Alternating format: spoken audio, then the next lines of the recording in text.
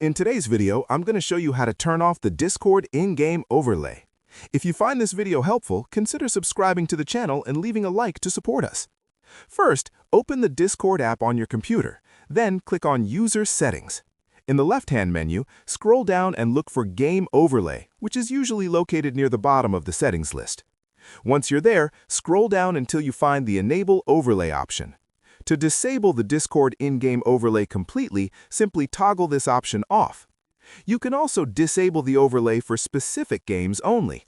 For example, if you want to turn it off just for Minecraft, find Minecraft in the game list and disable the overlay for that game. This will turn off the in-game overlay only while you're playing Minecraft.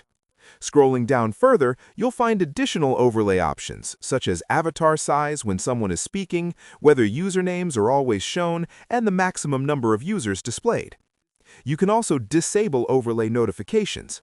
In my case, I don't want any Discord overlay to appear while I'm playing games, so I'll keep the overlay disabled. And that's how you turn off the Discord in-game overlay. If this video was helpful, don't forget to leave a like.